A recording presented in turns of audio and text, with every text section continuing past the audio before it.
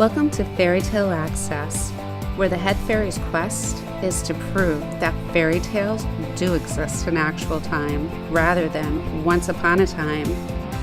Together, we will unravel the heroes, young and old, who turn dreams into reality. These are the people who still believe in happily ever after. The discoveries will bend even our most cynical non-believers into believing in fairy tales.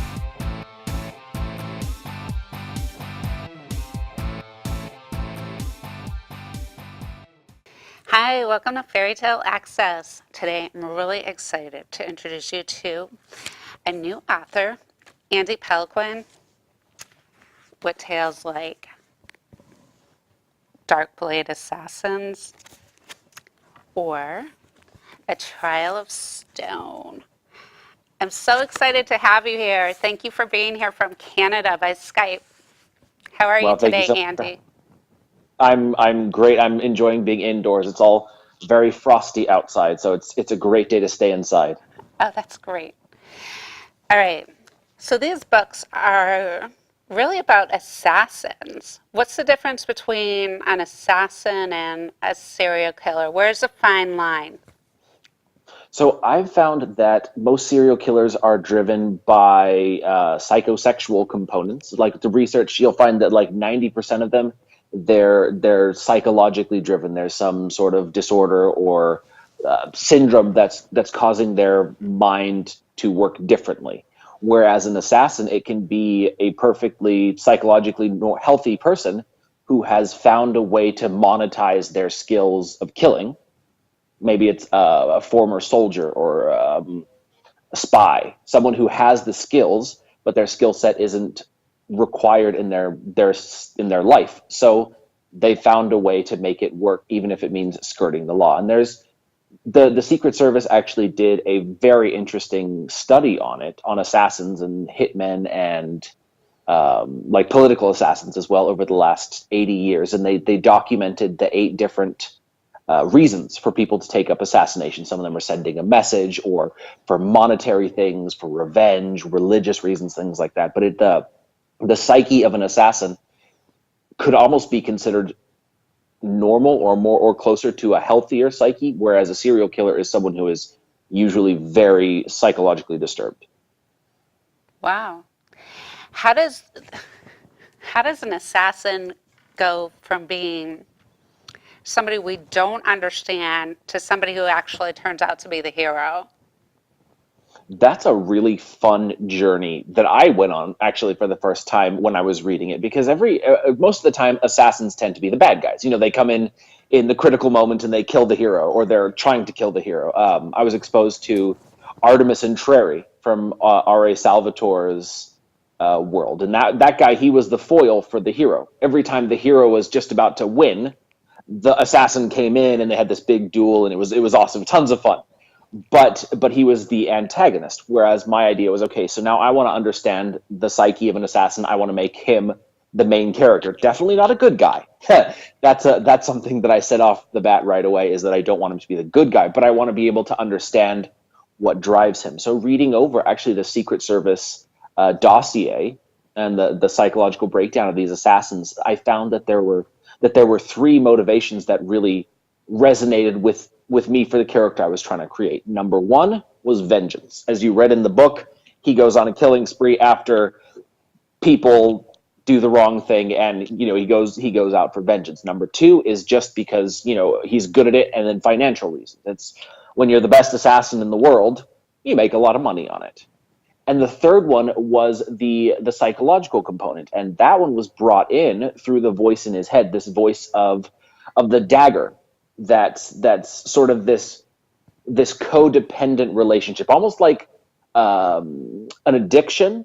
In a way, he hates it. He knows the fact that it's bad for him. He despises the fact that he can't fight it, but when he does, it overwhelms him, so he kills to silence the voice in his mind. And it's this weird codependent relationship that I found a really interesting dynamic between the character and his weapon. That's the part where you're like, is he really crazy because he thinks he's talking to his dagger, or is he normal? and then it gets into, a little angels and demons. Oh, actually, no angels, just demons. Yeah, It was that, really good that twist. thank you. That was that the demon, the concept of demon in this world is much more based on the Warcraft concept. People who play the video game Warcraft will recognize that the demons, they're just scary looking creatures that come from another world. And so that's the whole concept, is that there's no angels because it's not that sort of society with angels and demons, but these creatures have been given the name demons because it's what the human mind needs to rationalize their form as. What about the city that he was in, where all the action takes place in this, um, the first book, Dark Blade Assassin? Where did you get the ideas for placing that? Because it made it seem like it was a very real place. Is it from your So travels or? the idea behind the city of Varamus, which is where it's set, is it's sort of loosely based around a Paris or London in the 14th, 15th, 16th centuries. There is a lot of the slums that were common in London at the time. There's a lot of the filth because London, when it was just expanding rapidly, it had no way to keep up with the growth of people. So there was no sanitation. There was poor roads. And so there were the parts of the city that were much more like Paris, where there's the beautiful palaces and the mansions and the gardens and all of that. And then there was the part that was more like London, where it's all just slums and shanties and things like that. So it was interesting being able to pull on those things. But the one thing that I definitely pulled in from my travels, there's a scene where the character, the hunter, he goes to the fancy part of town, and there's this big gardens, and there's these trees. They're called snow blossom trees, and it's sort of like his little human thing. He's a badass killer, and yet the smell of these trees is something that he really likes. It's what brings him up to these gardens. So it's sort of this fun way to bring a little bit of humanity into him. And those trees were based on the Japanese sakura, or cherry blossom trees. Because I was born in Japan, and I lived there until I was 14 years old. And every year in around March or April, the whole country, or the whole city of Tokyo, it would just be blooming with these pink and white and just gorgeous blossoms. And so you'd walk down the streets and you'd be walking on a carpet of these pink and white petals, and it's just something super magical. And the smell is so sweet and delicate. I kind of wrote that bit of myself into the story. Oh, great. And his ability to empathize with people. Tell us about that. Because you think he would be more hardcore, but Yeah, so I wanted to make the character real, because when you've lived as long as he's functionally immortal.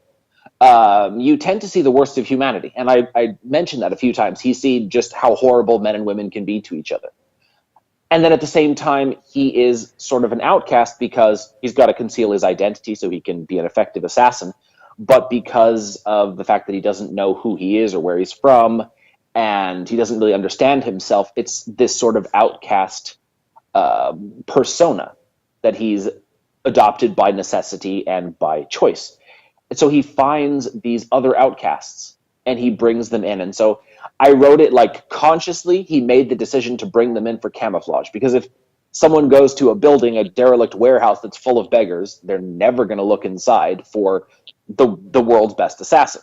So right. he's brought them there, keeps them around his inner chamber, so to speak, so that they'll conceal his location. But then over time, he's sort of identified with them because they're the outcasts of society, just like him. And so those are the people that he really comes to connect with, and that's what brings his whole journey.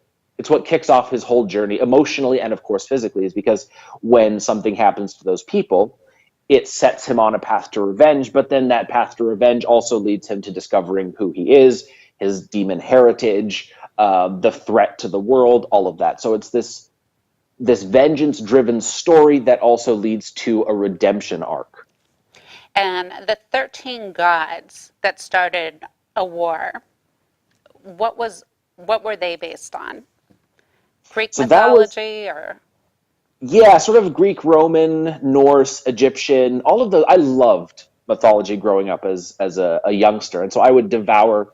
I would spend hours reading the Encyclopedia Britannica just so I could enjoy the stories of the Greek mythology. And so I was like trying to come up with the idea for the world, and decided to create a pantheon loosely based around that. So there's the god of heroism and blacksmithing, and then there's the god of plague and terrible music. So it's sort of like a way to bring in these things that humanity has tended to structure their society around them, and yet still have a little fun with it. No, it was great. Really awesome the way you read it. The first chapter, I was like, oh, is it going to be about a serial killer?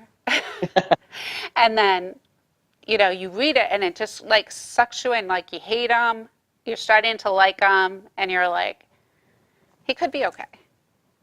But you bring us through this whole barrage of different feelings and different interactions. It was really well done. I Thank read you. it in like maybe 8 hours. Wow, that's some insane speed reading. Oh, I couldn't put it down. It was really good. I wanted to find out what happened next. It was intriguing. So, what kind of other cultural elements did you add to it? Well, for this book, it was my first book, so I was really focused on the story itself. And so just the basic world building that was shown through the story that we've talked about, the religion and the world. But then as I continued with the series, he left. He leaves the city. He goes from badass assassin to outcast. The next book is called Darkblade Outcast. And so it's sort of like Wolverine has lost his healing factor and the adamantium is poisoning him. I love comic books, in case that wasn't clear. It kind of showed up. So, Yes. the second is Trial of Stone, the second book in the series. Trial of Stone is actually a sequel spin-off series. Oh, okay. That Yeah, so the Hero of Darkness series is 6 books. It's 6 books for one story arc. There's this big. It starts off in Darkblade Assassin when he finds out that there's demons trying to take over the world, and so the 6 books is him hunting down these demons, finding answers about his past, and it ends up with him basically saving the world. It's called Darkblade Savior, the last book. And Okay. so throughout the series, he goes to the second book is set in more of an Orleans and Venice style city, and then the third book he goes to a place that is very similar to the Middle East. And the fourth book was modeled on the Tibetan temples and the story of Shangri-La. And the fifth book is set in sort of a Constantinople. And so he goes through the different parts of this world on his journey to find his destiny. And then in the sixth book, he's basically assembled sort of a little team of people who are on this mission with him. And Trial of Stone is one of the people who's worked with him continues his mission. It's a younger character. He's about 17 in the book, so it's aimed at younger audiences, but it continues his mission in a different city with other characters from another one of my series. So it's like a sequel spin-off. Wow.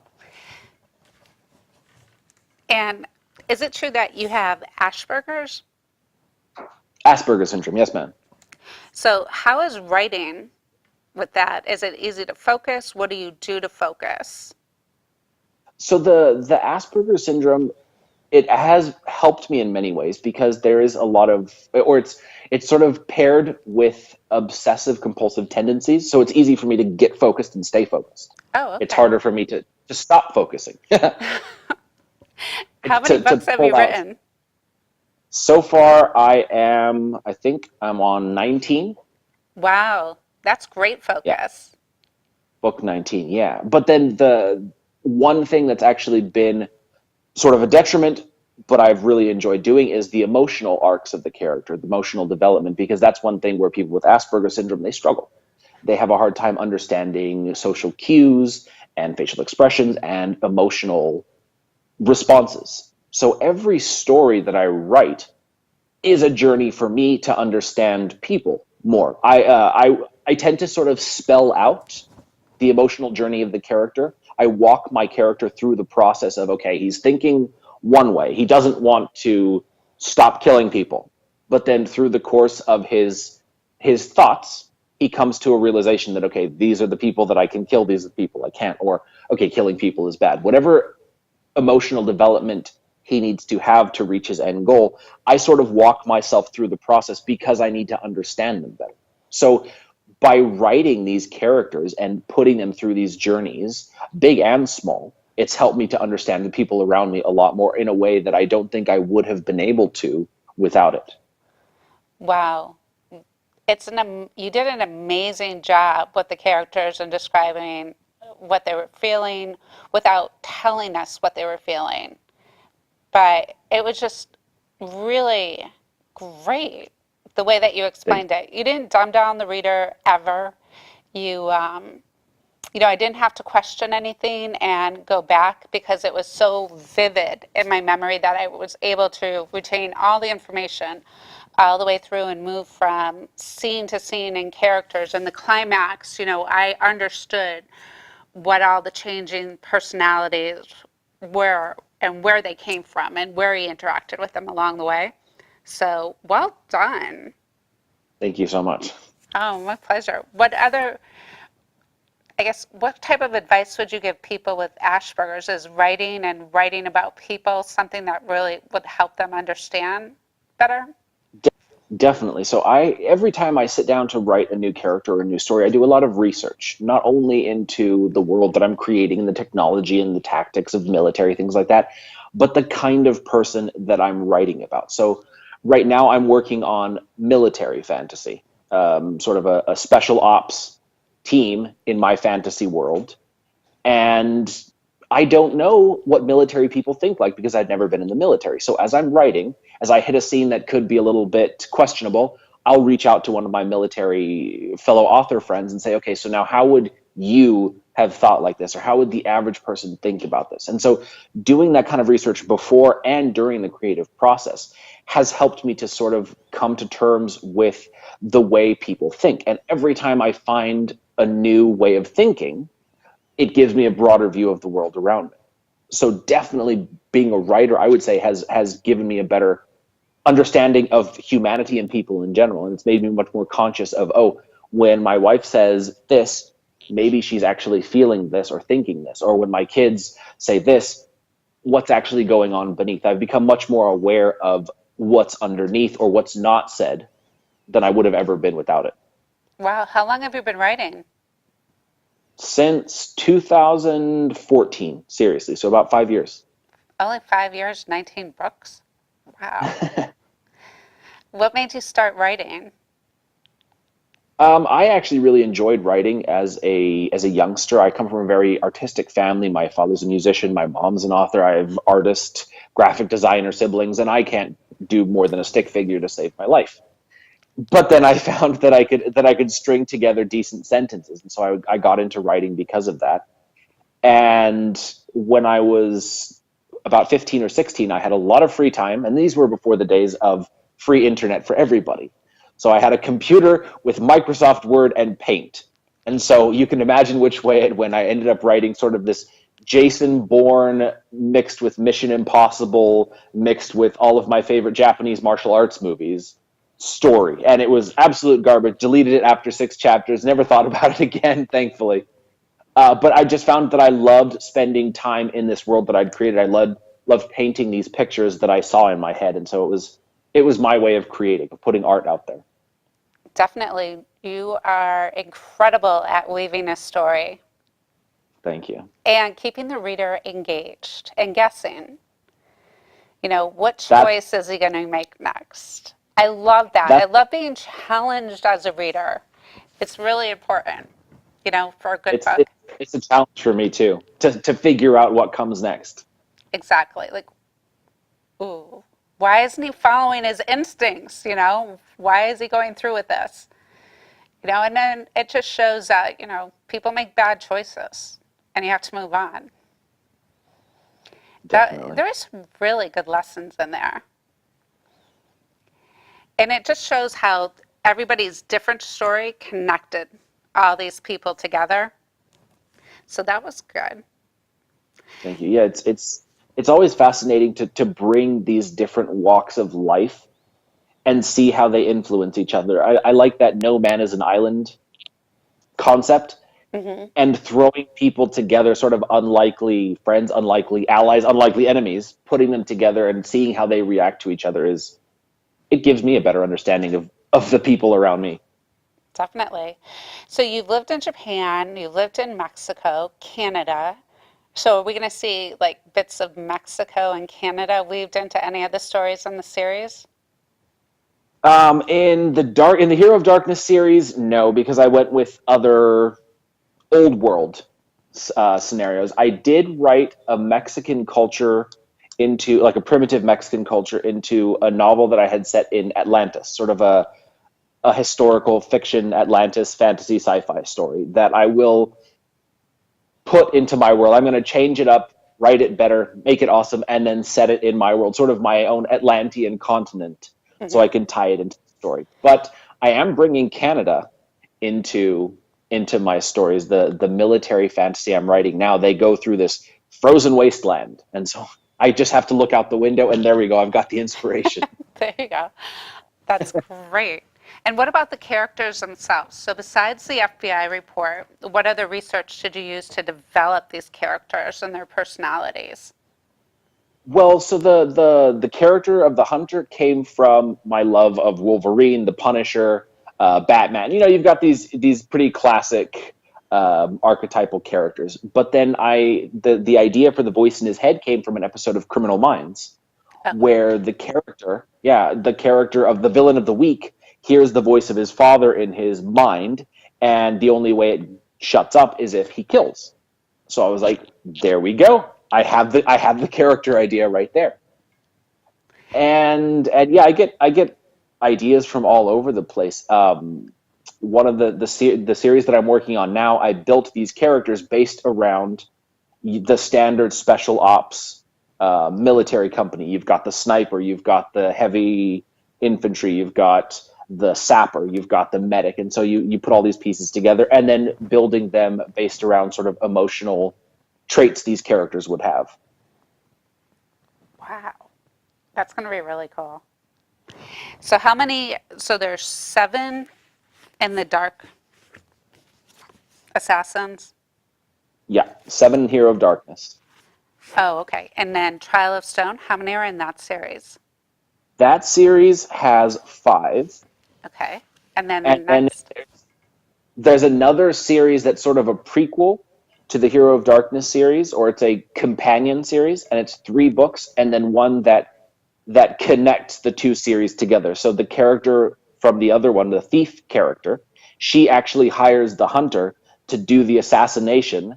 That's the very first one, the opening scene when he's killing someone. It's someone that she hired him to kill. So it's her story blended with his.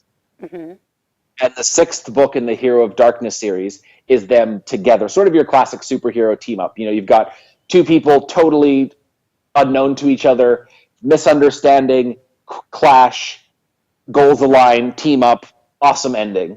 And then the Trial of Stone series is a spin-off of characters from both of their series. wow. What did you read growing up? What type of books?